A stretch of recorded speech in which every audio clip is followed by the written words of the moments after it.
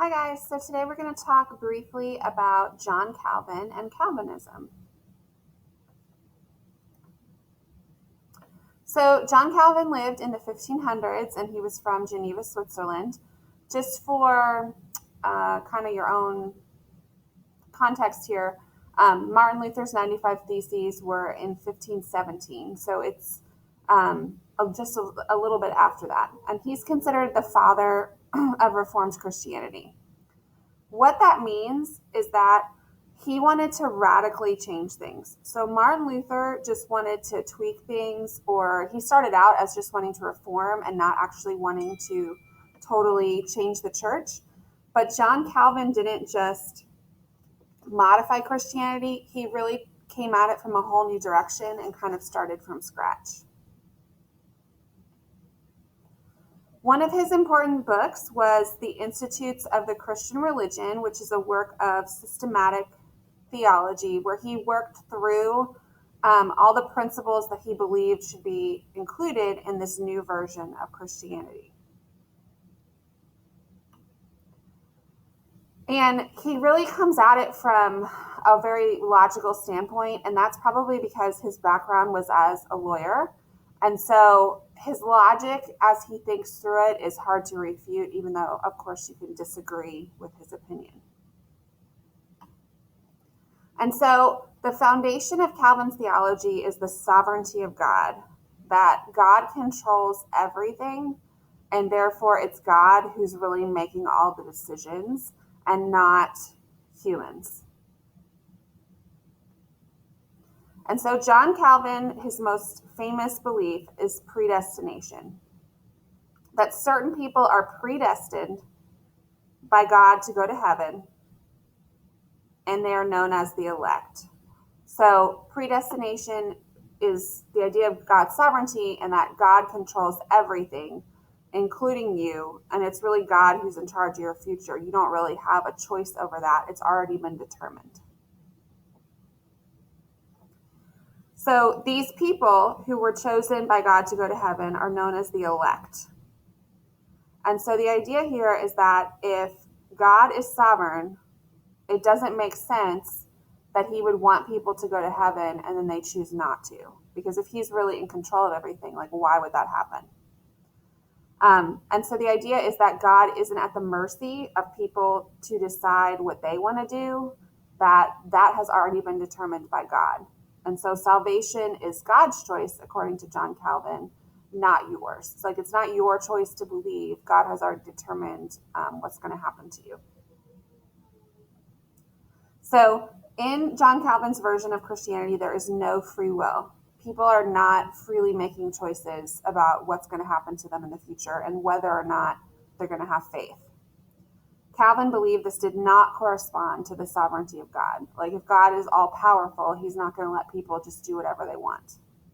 So this is a different view than what Martin Luther had proposed, that salvation was totally based on faith and that people had a role to play in that. This is a different viewpoint.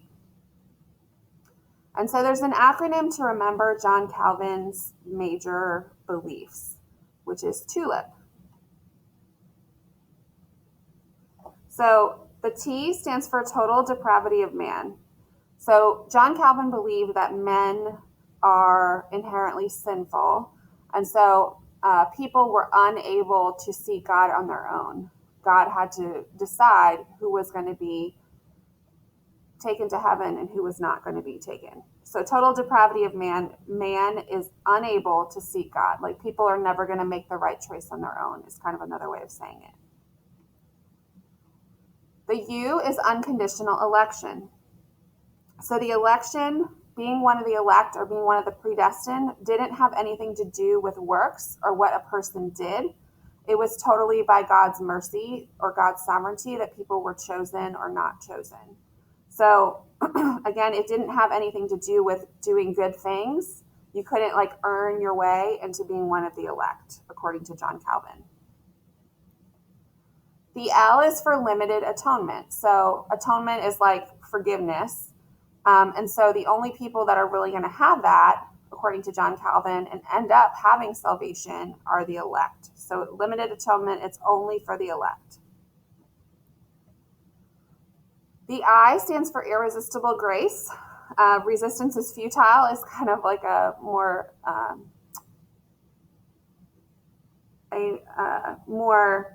sarcastic way to put it, I guess. That your election is chosen already. So you have nothing to do about it, whether you want it or not. Like, this is what's happening to you. The idea, though, is that once God has your heart and God has determined that you are going to be one of the elect, that it would change you from the inside.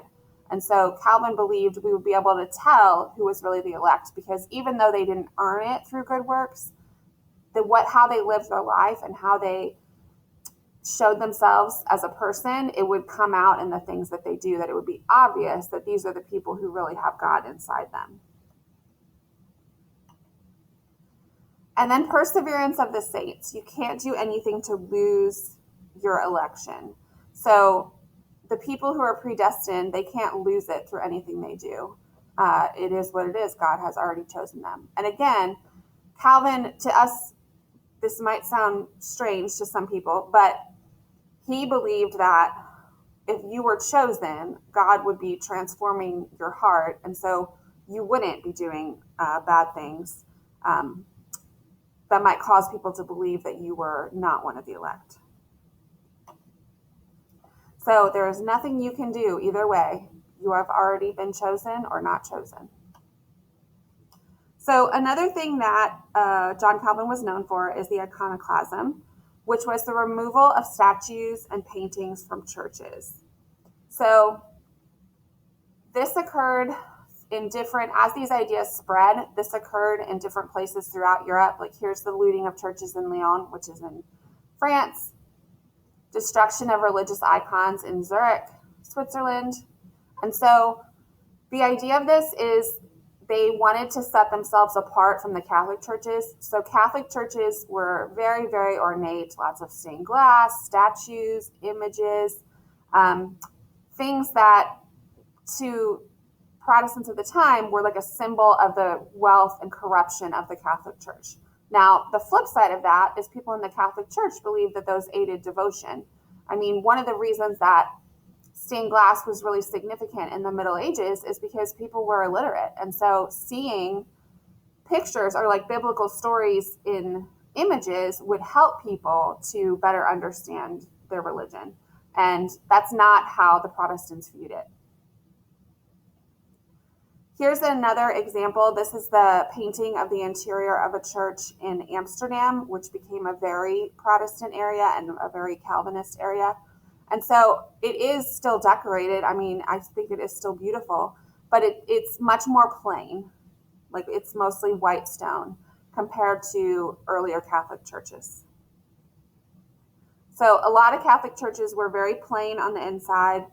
They might have a cross at the front of the church, but you can see there's no images of people. There's no images of Jesus or Virgin Mary or anything like that. Those have been removed.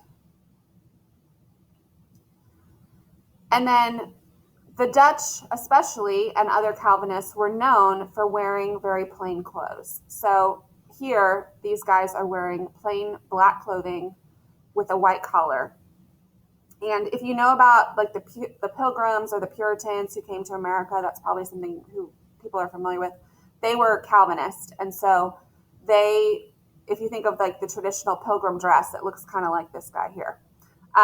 They believed that fashion was a sign of vanity. So they wanted to show, people didn't know who was the elect, and so they wanted to show oh, I'm the elect. I'm going to behave really well and show myself to be an upstanding person, and everyone will know that I have been chosen. And so part of that became not wanting to show your wealth or your greed through your clothing. And so they wore very plain clothing. This is kind of ironic because one of the things that I mentioned before is that the salvation, according to John Calvin, was not based on works. So the idea was you can't earn it or not earn it. It has already been chosen. So then But yet here, people are trying to do works by wearing a certain type of clothing to show that they have been chosen. So there's definitely some irony there. All right, John Calvin's Geneva. So John Calvin established this model religious community in Geneva, Switzerland, and it was an organized religious community. To live in this community, there were lots and lots of rules and regulations. So all of the things that were considered sinful or might show that people were not the elect and were not chosen, that were restricted, like gambling, drinking, sexual immorality, swearing, dancing, all different types of things. And they had a governing body called the consistory. So the consistory was like the governing group of Calvin's Geneva, and they also had a court. And so if you disobeyed any of these rules, you could be rebuked, punished. They would determine what would happen to you. And of course, there's irony here again, because if your salvation was not based on anything you do, and God has determined it ahead of time, some people might argue, like, why do these rules really matter? Who's doing good and who's doing bad if it's already been decided? All right, a side note here is money making. Is it okay with God? So the Catholic Church emphasized charity and works, and all Christians were supposed to give a tithe, 10% of their income, to the church. And we talked about, when we learned about the Medici and the Renaissance, that usury, or money lending with interest, which is typically how we lend money today, was outlawed and was considered really unholy. The Protestants, some Protestants, and including Calvinists, changed this idea. And so they came to believe that those that were wealthy, they must have God on their side. And so wealth accumulation became a sign of favor and a reward from God for hard work. And so it changed the view of wealth to not being such a negative thing. They were still supposed to give money to charity. They were still supposed to give money to the church and be responsible with their money, or like be a good steward of their money, but they shouldn't be ashamed of their wealth. And so this idea of money lending became a lot looser as a result of the Protestant Reformation. Now, Calvinism did spread outside of Switzerland. Calvinists became really important minorities in places like France, England, and Scotland, and they developed different names. So in Scotland, they were known as the Presbyterians. In England, they were known as the Puritans, or the Separatists. And in France, they were known as the Huguenots. And so we're going to talk about some of these groups as we go into studying the Reformation further. But these are important terms to know, especially the Huguenots in France. There's a whole series of wars we're going to learn about the Huguenots. So these terms, when you see these Presbyterians, Puritans, Huguenots, that means Calvinist Protestants. Okay, and then the last thing on your paper says the role of state and church. So this is an important thing to keep in mind in all of these different examples of the spread of Reformation that we're going to talk about, is what happened with the state and how they controlled religion.